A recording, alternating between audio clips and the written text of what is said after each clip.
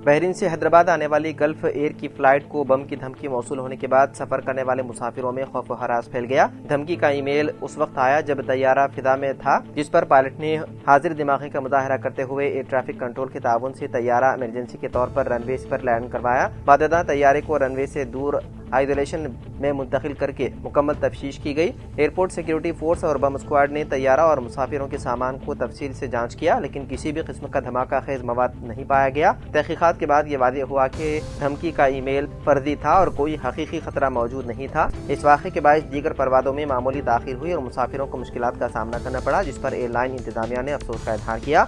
Police ने वाक़े की FIR दर्ज करके धमकी देने वाले की तलाश शुरू कर दी।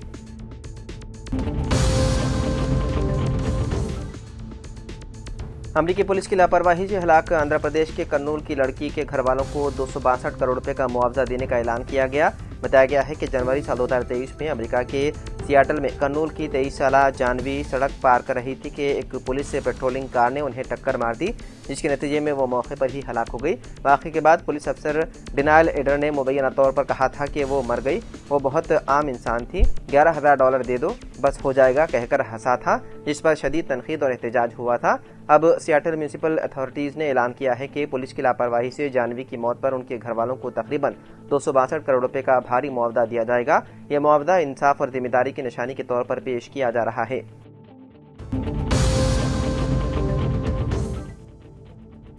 तेलंगाना के निजामाबाद म्यूनिसिपल कॉर्पोरेशन के 34वें डिवीजन के हरिचरण मारवाड़ी पोलिंग सेंटर में म्यूनिसिपल कॉर्पोरेशन इंतखाबात के दौरान बीजेपी रुकन पार्लियामेंट डी अरविंद ने पोलिंग अमले और पुलिस मुलाजिमीन के साथ गाली गलौज करते हुए धमकियां दी।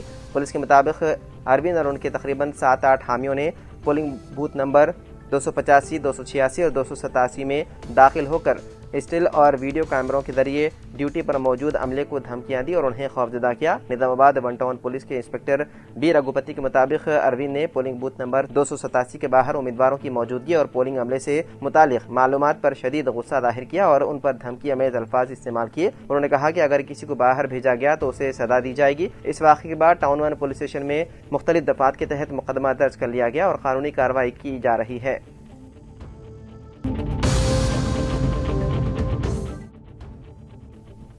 शहर के मदाफात में ही नहीं बल्कि अब रहजन शहर में भी सरगर्म हो चुके हैं। ताज़ा तौर पर शहर के मसरूफ तरीन इलाके एबिट्स में दिन दहाड़े खातून के गले से तलाई चेन छीन लिया गया।